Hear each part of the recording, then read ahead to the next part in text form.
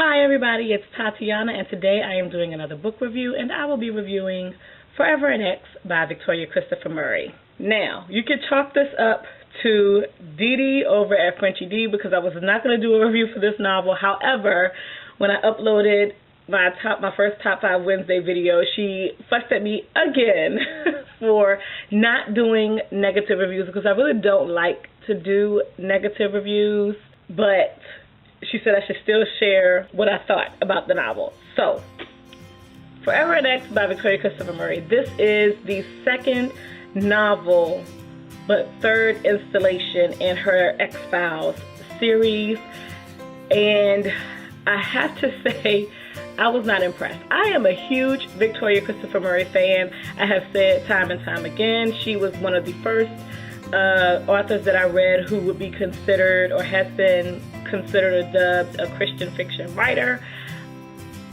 And I have said before that I didn't think that there was anything that she could put out that would disappoint me. Never say never, because this I just didn't like it. Not even that it was written poorly. Victoria Christopher Murray is an awesome writer. I was just sick of the chicks. If you have read The X-Files by Victoria Christopher Murray, if you haven't, there's but so much that I can say that wouldn't be a spoiler. So I really can't tell you much about the plot because it would be a spoiler. If you're interested, I have my spoiler-free review of The X-Files. I will link that in the description box below if you're interested in looking at that. One way that I think I went wrong in this is before Forever an Ex was released,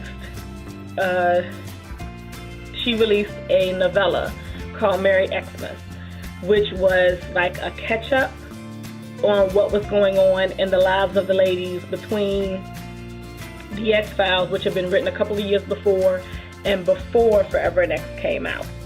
Now, I purchased that when it came out on my Kindle, but I didn't read it. I didn't read it until right before I read this novel. So I think I went wrong in doing that because in reading Merry Xmas, I was at my breaking point where it came to these characters. And then after reading Forever an Ex, I was like, I'm so over these heifers. I'm just over them. I'm over them. Unfortunately, I don't think that they grew much, particularly Asia. I don't think that she grew from book 1 to book 3. I didn't see it, which was annoying for me. And between her inability to grow, Sheridan's nosiness and meddling, they just annoyed me.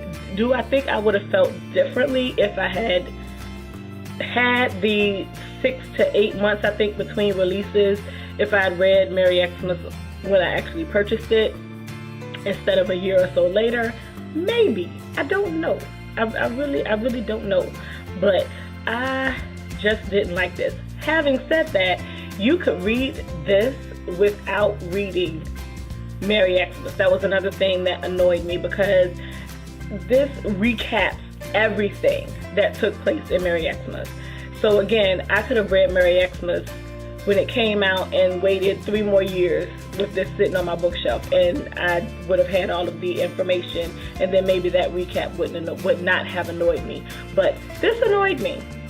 The characters annoyed me, and I wish that they didn't because I wanted to keep the streak going, but alas, it ended with this one. So if you are interested in reading The X-Files and Forever an Ex, my suggestion would be to skip Merry Xmas. I think if you do that, you will be okay. You still may be annoyed with Asia because Asia's just an annoying character. She's one of those people that if you know her, if you knew someone like her, you just want to bitch slap her on a regular basis until she get herself together. But other than that, that's pretty much all that I can say about this because I can't reveal much about the plot without spoiling the first novel if you haven't read that yet.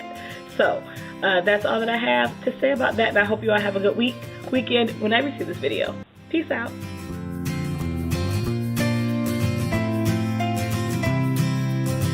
Okay, so not quite the end of that video, I have a book haul, and I decided a little early on in the year that I was not going to do separate book hauls anymore, that I wanted to, if I have a book haul, either put them at the end of my wrap-ups or the end of my book reviews. And I think the last one I did at the end of my wrap-up, or as part of my wrap-up, I think for the month of January, or if I'm not mistaken. But I think I want to put them more at the end of my book reviews than the end of my wrap-ups. But I don't think, at least for the foreseeable future, that I will be doing book hauls as their own separate videos. I will just be attaching them to other uploads. This is a pretty sizable book haul. It's books that I have bought over about the last month or so, maybe month and a couple of weeks. But yeah, so let's go ahead and get started.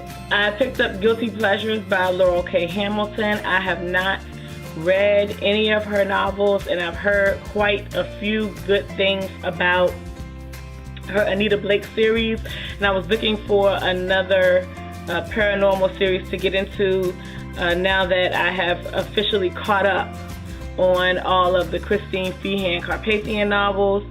I wanted to look for another author that I hadn't read, and I didn't want to continue on or move on to any of Christine Feehan's other things, or a couple of the other authors that I picked up, Sherilyn Kenyon and the like. I wanted to try somebody new, and so I picked this up. Then I purchased Shadow and Bone, Siege and Storm, and Ruin and Rising, all three by Leigh Bardugo. They are the Grisha trilogy, and I read Shadow and Bone last year and really enjoyed it.